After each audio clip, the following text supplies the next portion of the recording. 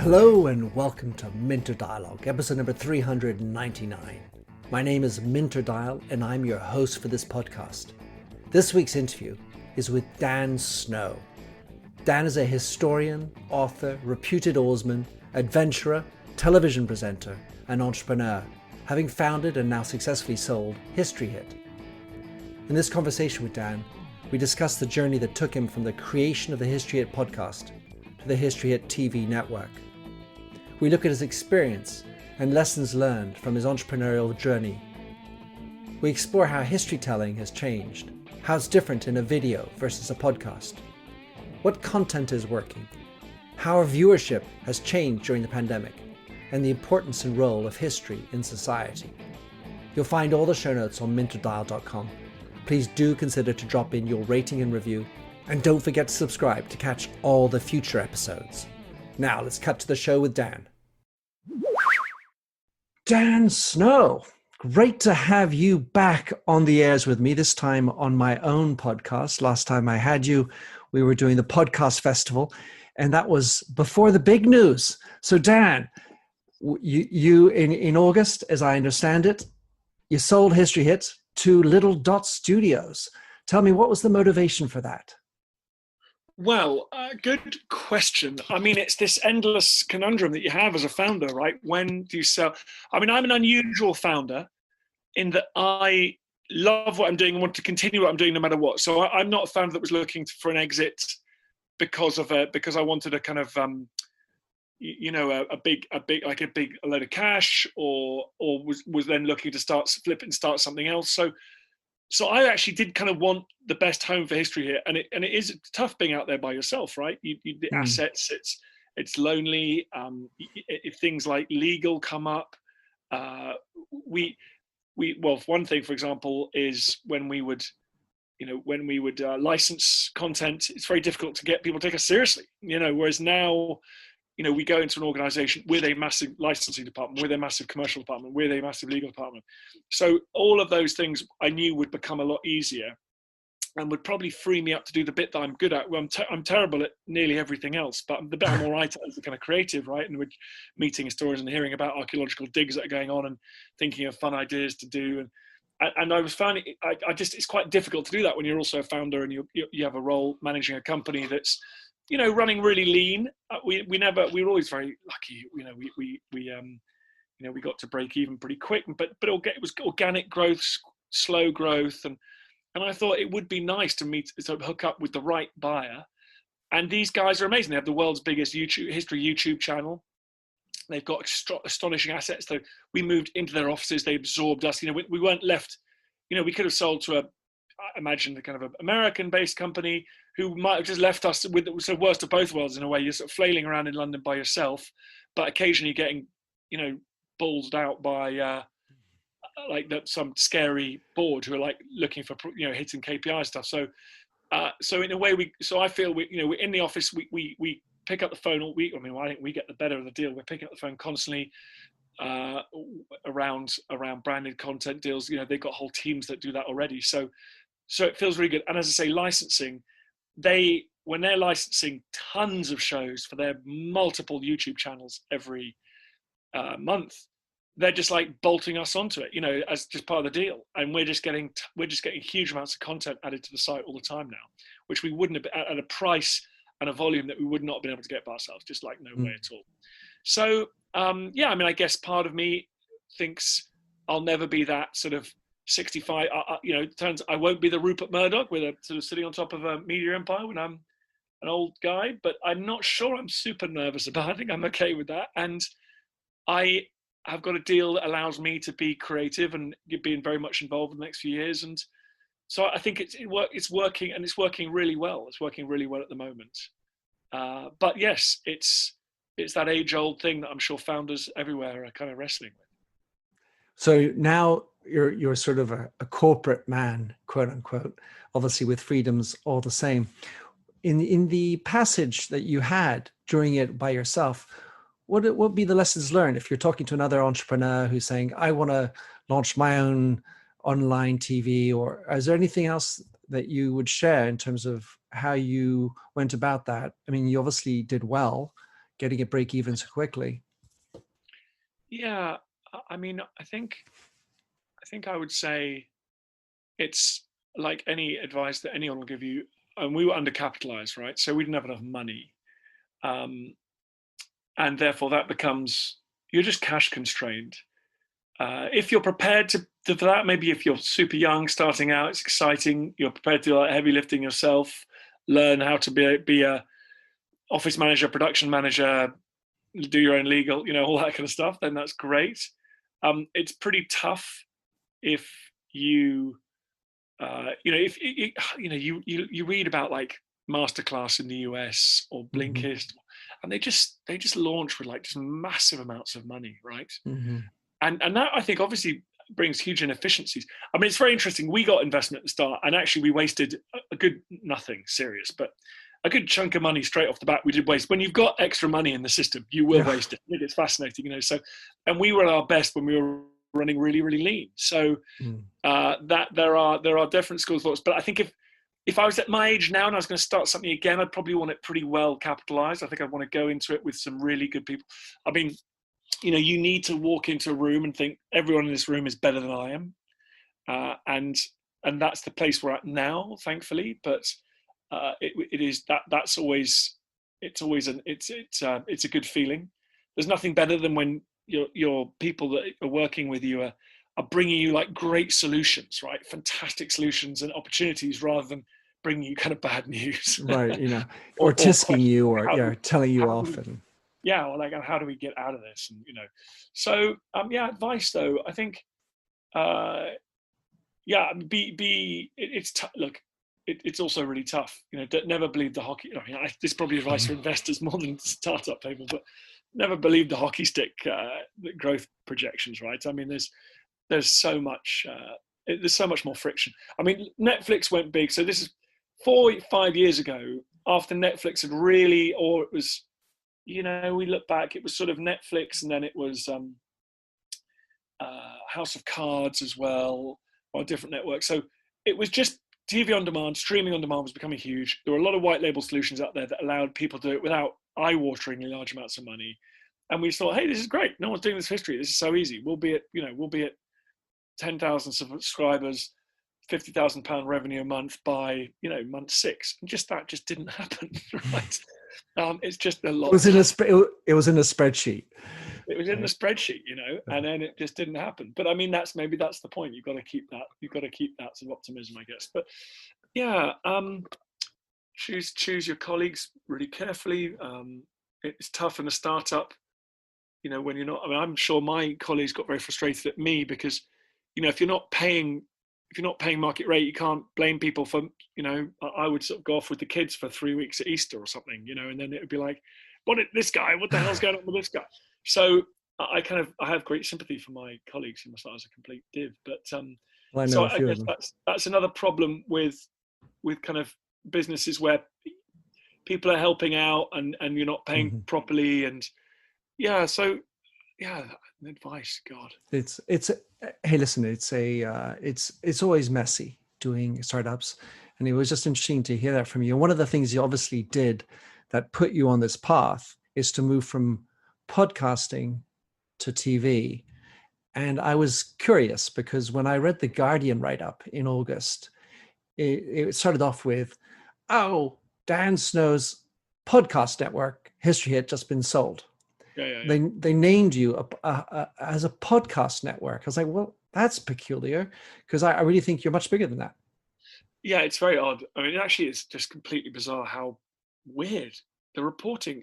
I mean, to be honest, there's even subscribers of the TV channel who still go, "I love listening to your podcast," and they mean the channel. I mean, so the tech literacy in the world, SVOD, subscription video on demand, is obviously just no one's ever heard of it really outside the sort of little few of us that do it professionally. But yeah, it's funny. The podcast, obviously, that's the tip of the big bit of the funnel that everyone talks about. That's the free Mm-hmm. bit. So that's now on 1 million listens a week, and it's very well known, I guess. And so when people go, you sort of half people, even though you'd expect media journalists to be a bit better than that, but people go, I guess the Dan Snow History Hit podcast that's what it must be, and without realizing that it's the subscription video that is the engine of the whole thing, in fact. That's And the money making part. that's the money maker, and it's the legacy bit, and it's the bit that doesn't depend on some goon just bloviating and sort of talking nonsense, and also isn't dependent on very fluctuating ad revenue. There's all sorts of reasons why I'm still most excited by the TV recurring revenue on the TV and the subscribers rather than pods. And if you look at the CPMs on historical, on first of all websites, then YouTube, it's pretty scary that they change quite a lot. And so I do think we're living through a bit of a podcast, golden age at the moment. Great, long may it last, but I find it hard to believe you're going to see CPMs staying that way for a long time. And that's why all this legacy talent is piling into podcasts. It's crazy. Like you open every time you open it, it's like Jeremy Paxman. I'm sure people listen to this all over the world, but for those who don't know in the UK scene, I mean, you've now reached a point, and I think the US has reached where the biggest names in UK broadcasting are now launching their own pods weekly. And I was just very, very lucky. I got ahead of it 5 years ahead of it, really. A couple of things that are interesting in parallels for me. One is with podcasting, there's an asynchronous element to it. There's not a rigidity to the programming. It can be 42 minutes long or 63 or whatever. And similarly, as opposed to the television model of 27.42 seconds for a half hour, 52 for the hour with the advertisements and all that, there's sort of such a canned recipe for traditional television stuff, both on HistoryHit TV and in your podcasts. There's that sort of fluidity and less rigidity to the formatting. Do you agree with that? Yeah, I mean, that's what you've picked out exactly what was so attractive to me as a guy 15 years into a conventional broadcast career.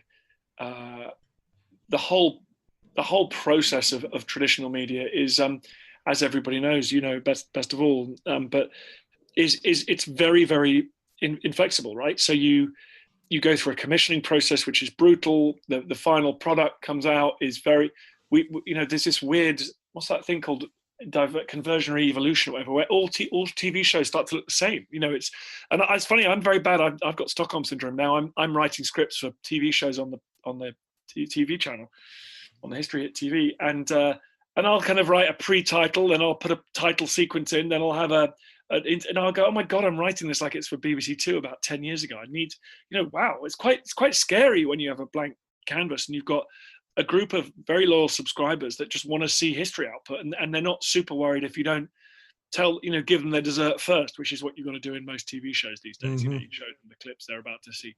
So the length is very exciting, right? I mean, some podcasters, we've done it once, twice. Put out like a 3-minute episode for a laugh one day, probably just to mess with chart position and annoy the competition, right? But you put out like a short thing, and then for Christmas, I love the fact you go, this is 2 hours. This is like a 2-hour sit down with some absolute, Mary Beard or some hero of the kind of historical firmament, or a great Second World War veteran or something. So I love that. It's so fun keeping people guessing about what it's going to be, and it not being straitjacketed. And that's something, but you feel the pressures to do that because also you get used to a certain way of working. So you have to sometimes really shock yourself out of it. And we did that the other day with a show we made about a trench. We deliberately kind of didn't do the voiceover at the start and the highlights really, we made sure it was kind of weird and unusual. So, but yeah, it's a great point. It's a real liberation. I mean, for the film that I did one version just for the family, and then television came around and said, well, we want it. And I said, how long? They said, well, an hour would be good. And I said, well, an hour, that's a lot. I only have 16 minutes down. I ended up negotiating and I did a 27:42. That's why I know the number. That is how long the half-hour slot was allowed to be. And in the realm of podcasting, as you say, what I've discovered more and more is the interesting element of when the energy's good, let it go. Let it flow. Of course, if you have an audience that says, well, I only want to dedicate 20 minutes to listen to Minter or whatever, or I only have 30 minutes, well, that's the way it is. But if you have that energy, it's so liberating to allow yourself to keep on conversing and exchanging, and you get, the people being interviewed and interviewing are having an energy, and I think that does transmit, does flow through the earbuds. I agree. I really feel that the success of, clearly the dominance of on-demand content is partly a kind of partly a tech thing, is that Mm-hmm. you can listen to this, you can listen to Minter wherever you want on any device. You don't have to be sitting next to your wireless in your kitchen.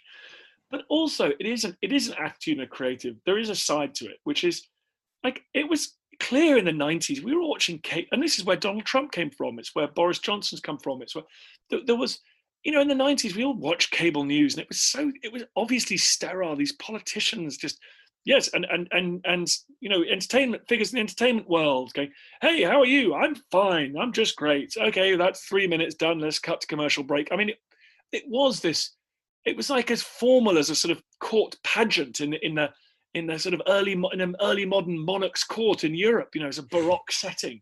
It was all so, we all knew it was like a joke we were all in on. And then occasionally, very rarely, someone would say something rude or swear, and their career would be gone. Do you remember, like, whole careers would disappear because someone would say a swear word or something slightly inappropriate?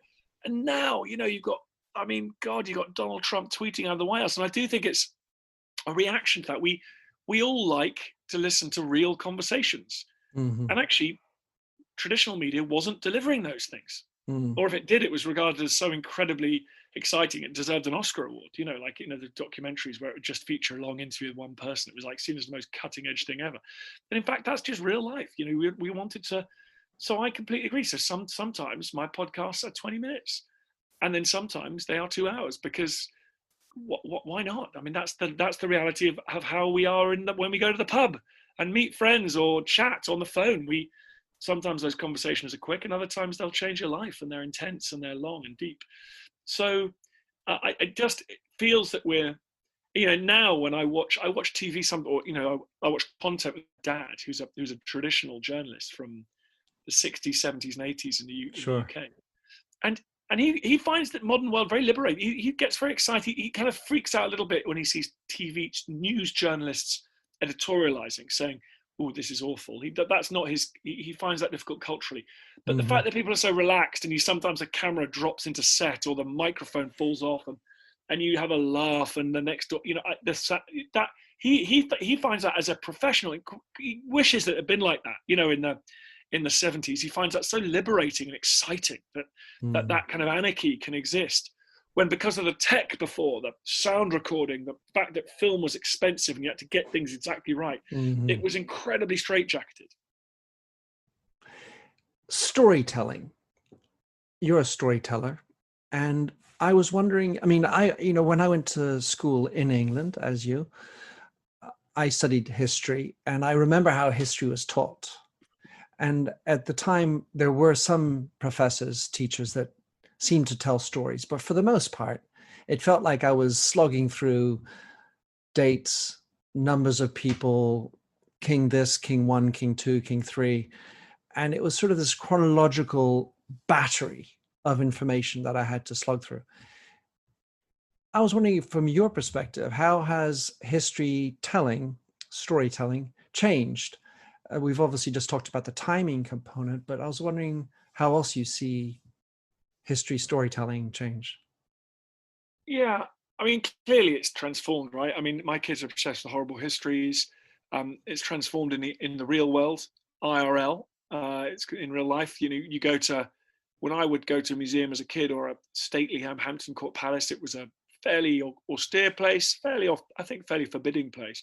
I mean, my kids regard all those experiences now as like a fun park. There's people, Henry VIII walking around. There's interactives. So it's changed across the board, and of course, therefore, it's changed in the classroom as well. I mean, I think history began as a sort of story, and I think the teacher is essential. And I had all sorts of different kinds of teachers like you, some of whom almost put me off it. But I think the tools available now are so rich.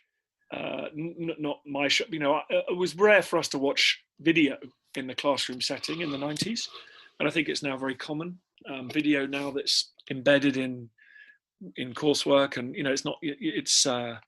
it's not just helping the teacher kill a lesson. It's actually video that's tailored and useful to the sort of embedded in the lesson plan.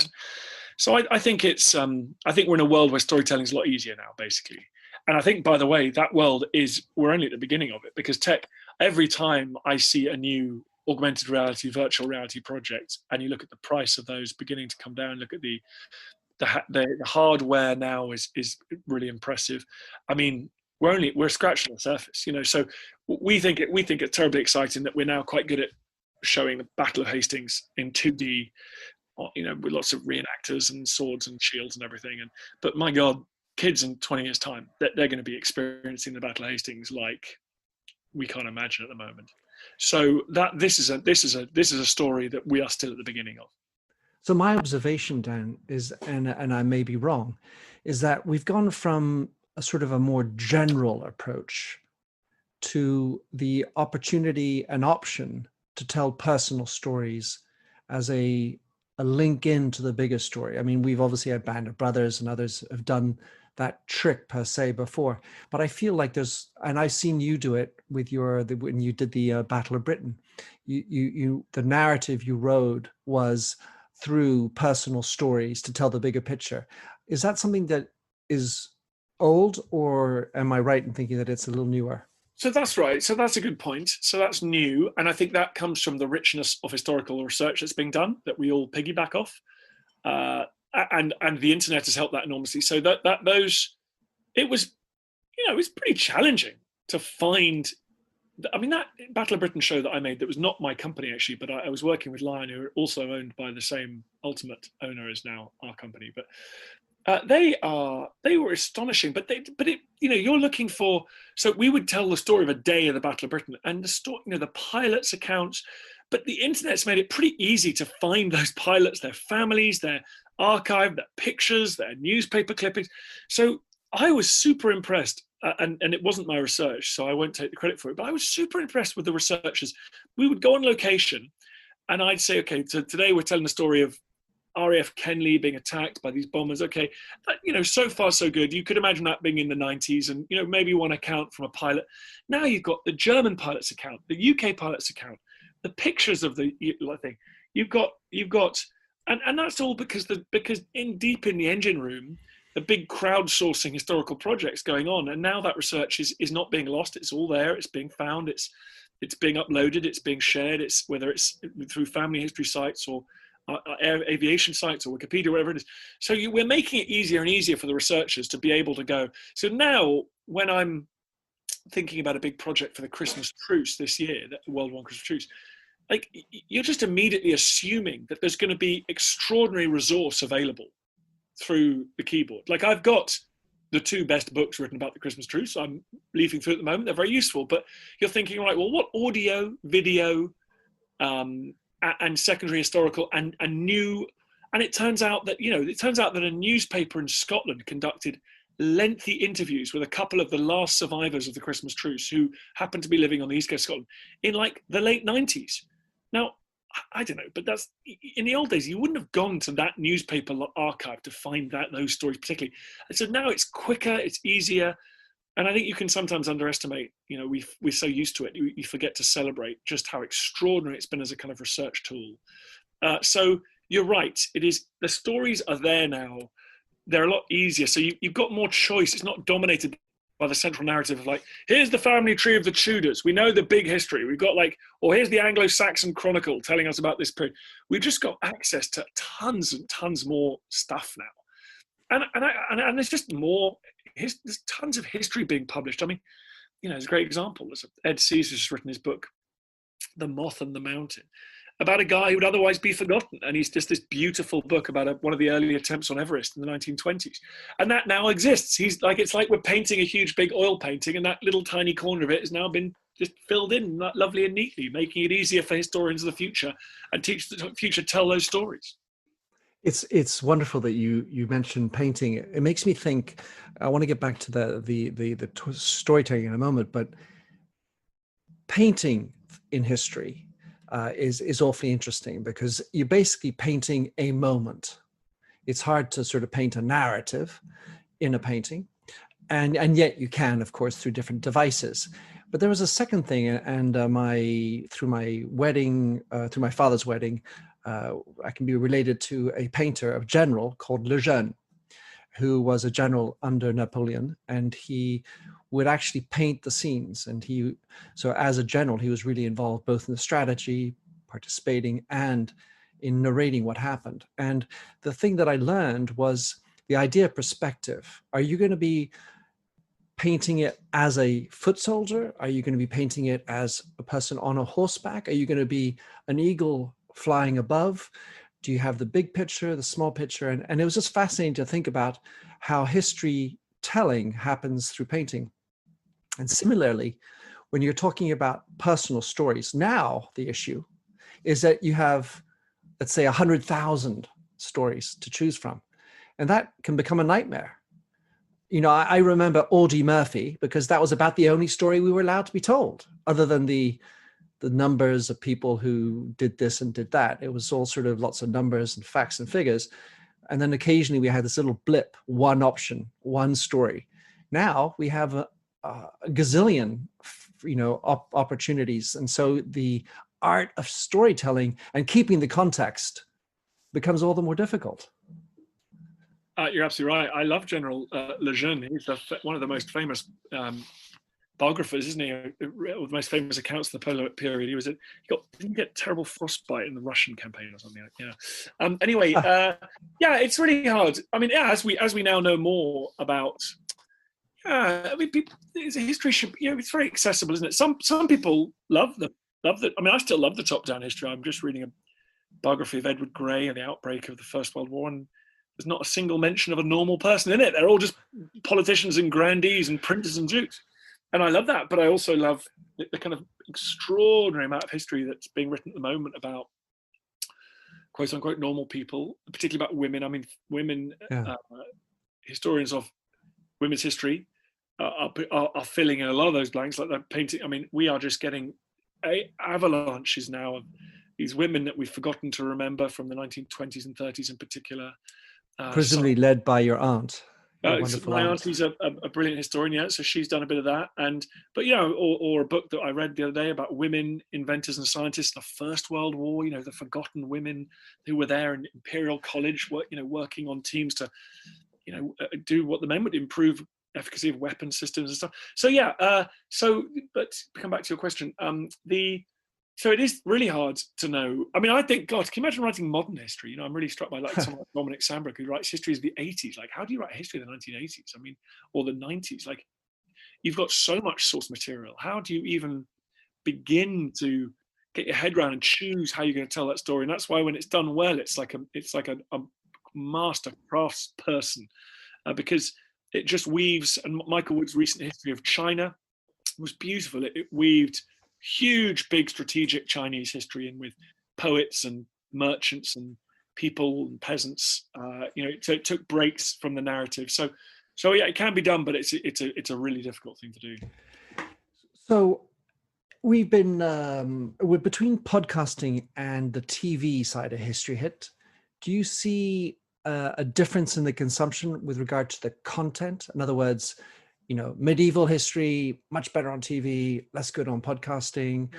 Is there any play between the audio and the visual? That's a really very good question. And we haven't crunched numbers enough yet.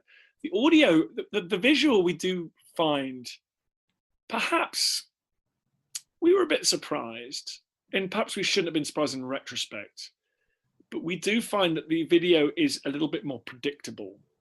The First and Second World War do very well. Second World does very well, and the Tudors do well, and kind of castles, like high medieval sort of castles, do well. And I kind of maybe thought, video-wise, we would be able to get people, our fans, watching slightly different shows. But we've definitely you see a lot more kind of concentration around particular subjects in the video. Audio is very odd. We actually can't really find any patterns to the audio. There's one or two breakout shows that you can see why they're particularly good. And they often do skew a bit modern, because if it's a veteran talking, like an SAS veteran of the Falklands War, talking about their experiences there, you kind of go, okay, I get that. You know, that's kind of a pretty extraordinary thing to talk about. But in terms of a historian giving you a kind of 20-minute, half an hour breakdown on a period of history, it's very weird. We get very weird results being thrown up. You know, we get deeply unusual, you know, the ones that I think are going to do well. Like, I think this is a bit of red meat. Let's get a D-Day episode out and shut that out there. That doesn't do particularly well on the audio. I think it's audio, it's in your feed, you listen to what's up or you skip a few. Whereas TV, it's a Netflix experience. You're coming to it and just going, right, here's my big main menu. I'm not super interested in Hatshepsut, ancient Egypt, but I will soak up the next, you know, the most recent World War II project. So I think the behaviors are very different. And if that's the way I watched, you know, when I'm watching TV, I go onto my Netflix or whatever, and I want to watch this show that I've heard about or whatever.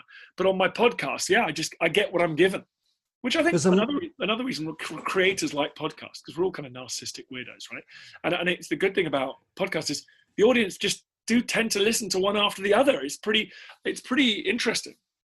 Yeah, there's a greater intentionality to the video. You have to sit in a place, turn on a screen, and presumably you might be with somebody. It's an event after a meal. Yeah. I mean, and so it brings up this idea of Netflix, because on History Hit, as you know, I've been a thankful subscriber. I've noticed you don't have a recommendation engine a la Netflix. And so you're really kind of left to your own devices. I mean, you have your propositions up top, but it's not like a personal, based on your last thing you watched, this is what you should watch kind of thing. Is that something that is on the docket now that you have some bigger pockets? Yeah, my naive take on the world seems to be that if Netflix invents something amazing, a company like Netflix invents something amazing, within 2 or 3 years, there are going to be people out there offering cheaper white label solutions, those kind of things for your business. So we've had meetings with people who effectively the pitch is, we offer similar AI to what you're going to get at Netflix. So around retention, around understanding behavior, around recommendation. So, you know, down to the fact that if you know you can tell if someone's about to churn off, they're going to cancel their subscription because their viewing patterns change, they interact much less, they give it one last go and then immediately stop whatever it might be. And Netflix immediately sends up a little red flag. So we could send that person a message going, hey, by the way, we know you love Henry VIII. Well, look at this, check that show we just got over. So yeah, we are in the process of doing that kind of stuff. But you're absolutely right. It is far less sophisticated, of course, than Netflix at the moment. And that goes for everything. That goes to payment, that goes to subscription. I mean, if you go to the Washington Post, owned by Amazon or Jeff Bezos, which benefits from all of Amazon's learnings around how to get us to pay for things, which is a lot of learnings. You know, you go to the Washington Post, and you kind of breathe in the general direction of your phone. You've just subscribed annually, recurring, right? I mean, that's what it is. So whereas at the start of our adventure 3 years ago, we were like still kind of credit cards being sort of entered, and postal addresses, like, you know, what state do you live in, and you could just see people falling out of the filter left, right, and center, right? Just the funnel, rather. It was a filter. They were just collapsing out of the funnel, and we eventually, some brave, God bless their cotton socks, some brave souls were actually getting into the, through the paywall. So I think when it comes to paywall, when it comes to retention, when it comes to AI, when it comes to behavior, yeah, clearly all of these things are going to be bolt-ons. But of course, they're out there. The companies offering those solutions are out there.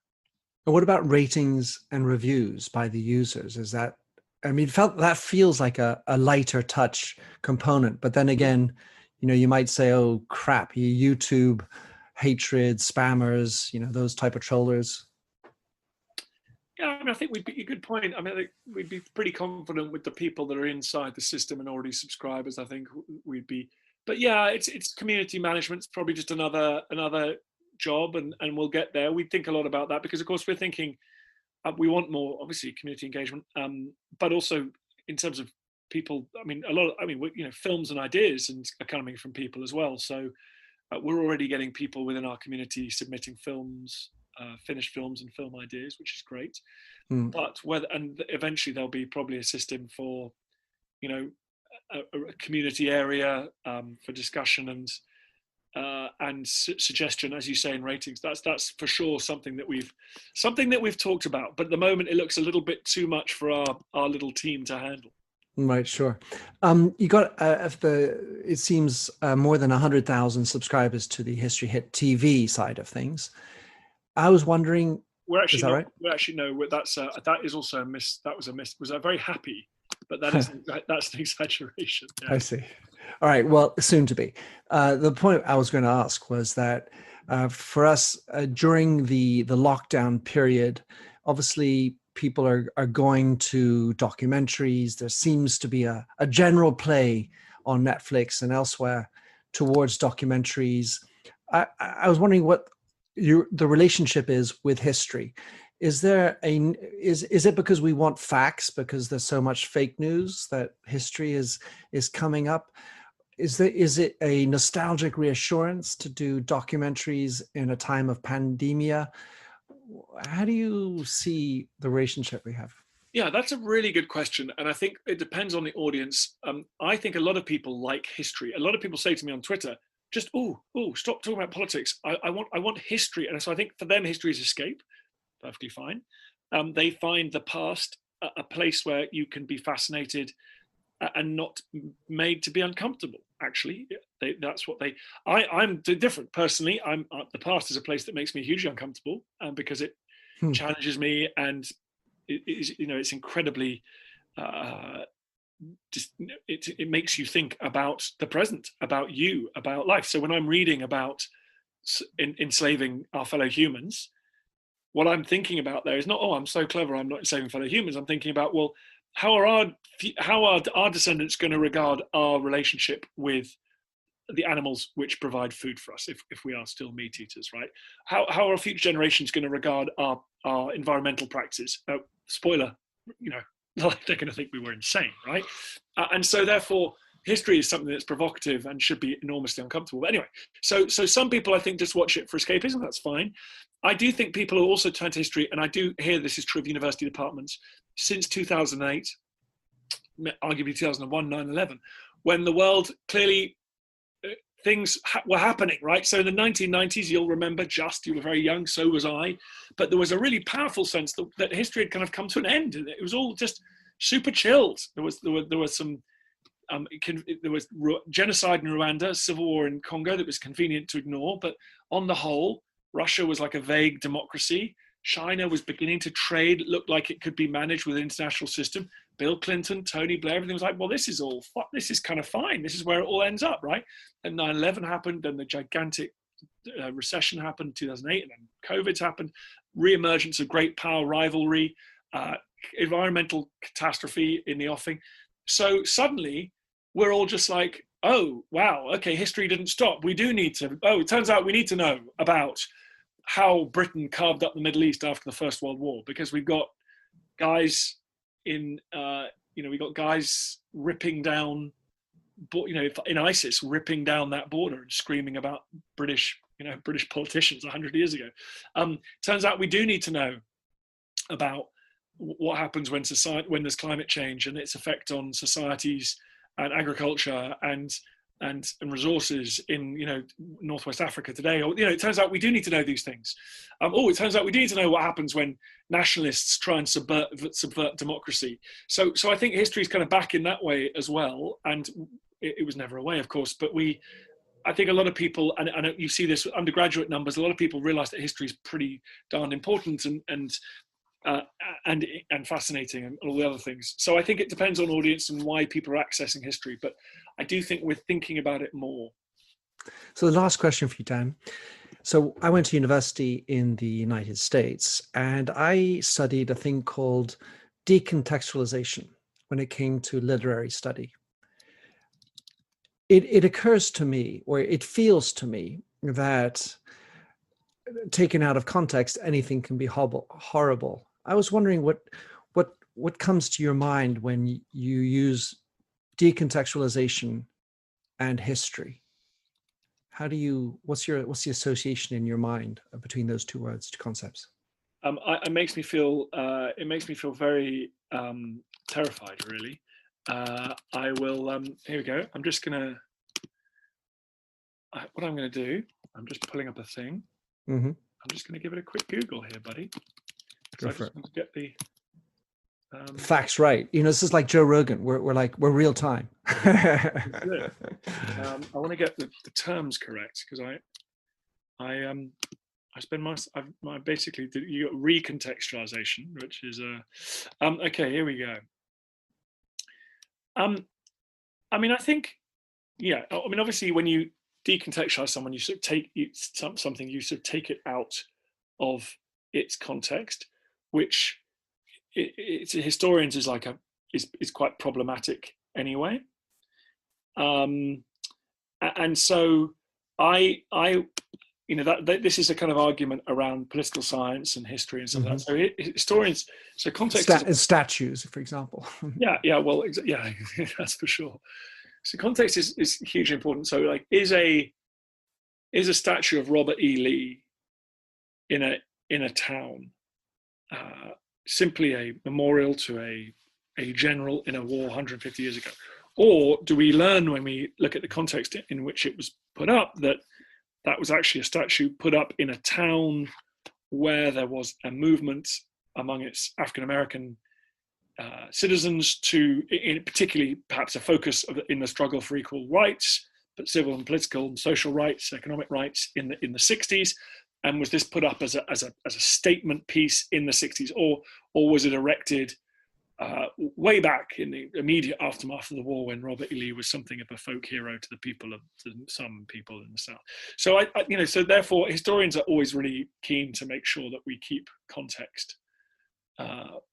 We are very, very mindful of context, right? So and a good example is the statue of Edward Colston in Bristol that got toppled into the ocean.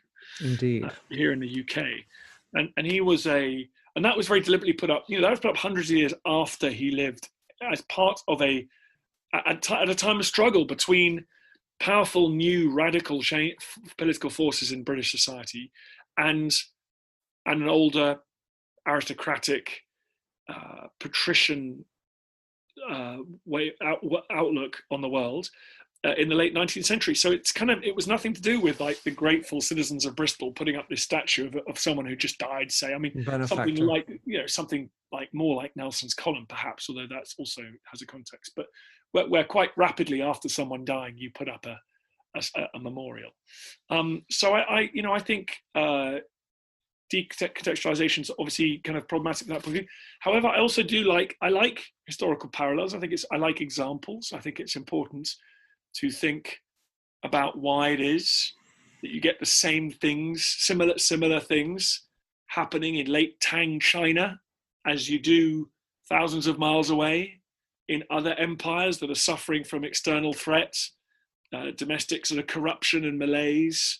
I think that's exciting in history. I think it's kind of cool that you can look at parallels and think, that's interesting. What's going on here? Why do these systems collapse?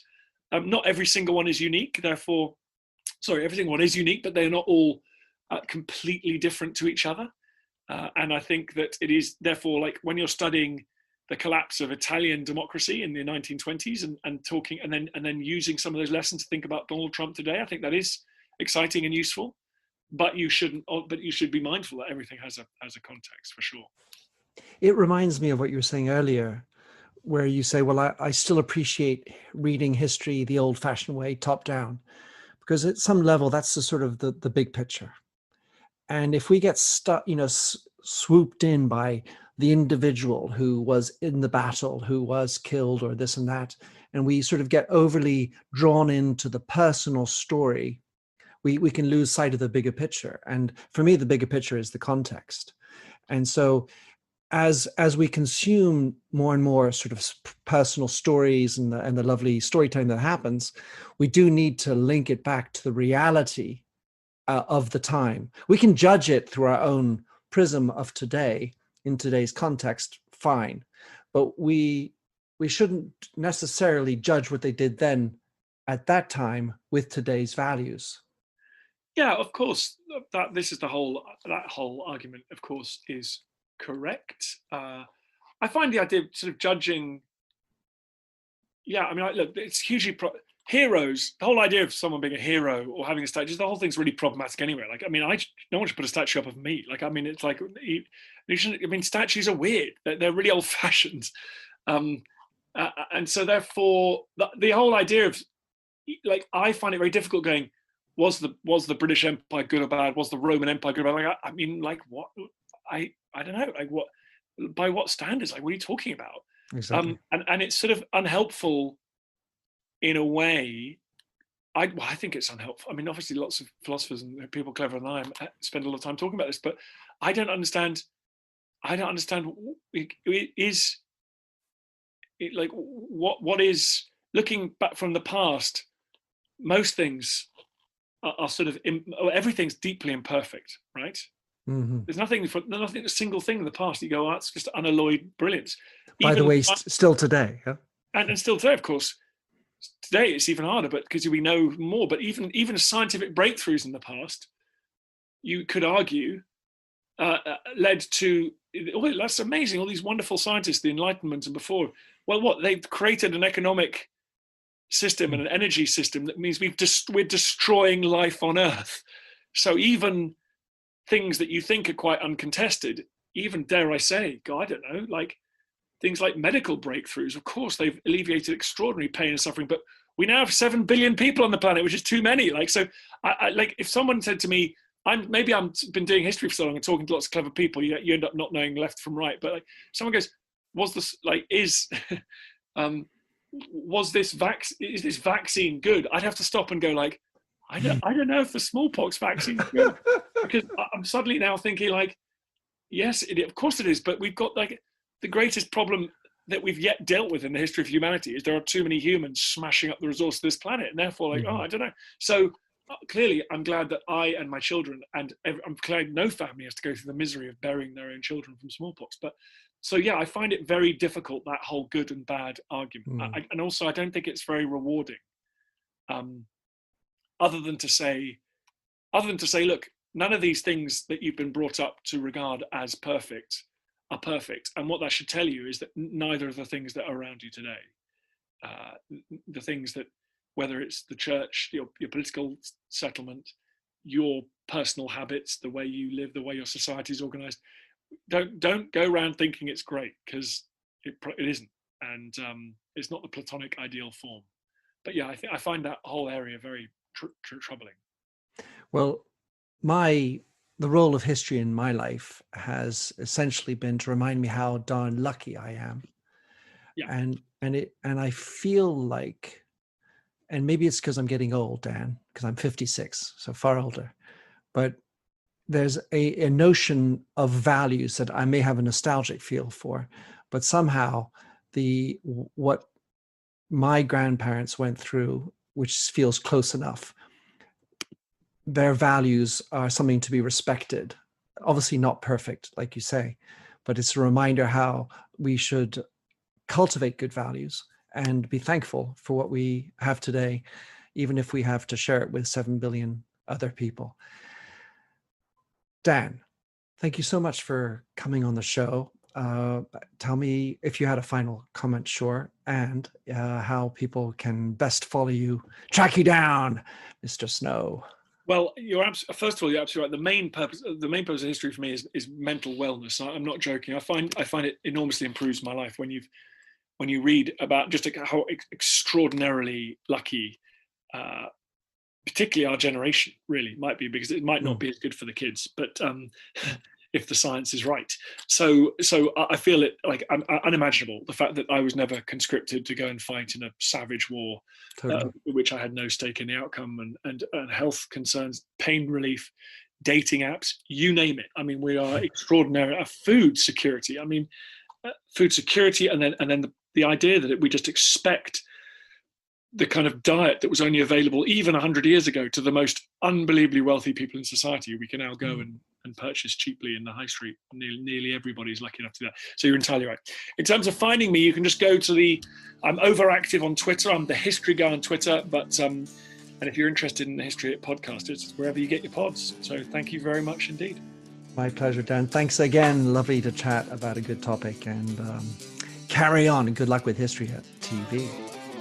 Thanks for having listened to this recording of the Minter Dialogue Show. You'll find the show notes and other blog posts on minterdial.com. If you enjoyed the show, please head over to iTunes to give a rating and review. And to finish, here's a song I wrote with Stephanie Singer, A Convinced Man.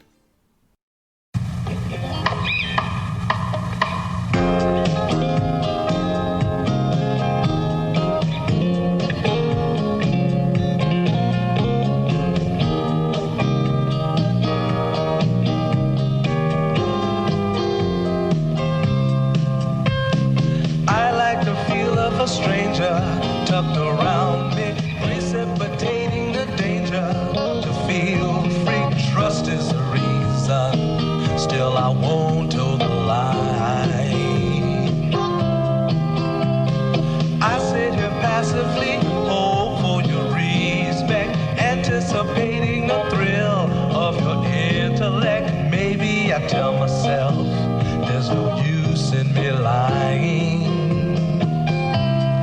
I'm a convinced man, building an urge. I'm a convinced man, to live and die submerged. A convinced man, in the arms of a woman. I'm a convinced man, challenge my fate. I'm a convinced man, competition's innate. A convinced man, in the arms of a woman. Despise revenges and struggle to see. Live for the challenge so life's not incomplete. What's wrong with challenge? I know soon we all die. I like the feel of a stranger tucked around me, precipitating the danger. To feel free, trust in my reason, and let me show you why. I'm a convinced man, practicing my lines. I'm a convinced man, here in these confines. A convinced man, in the arms of a woman. I'm a convinced man, bid to the test. I'm a convinced man, I'm ready for an arrest. I'm a convinced man, in the arms of a woman.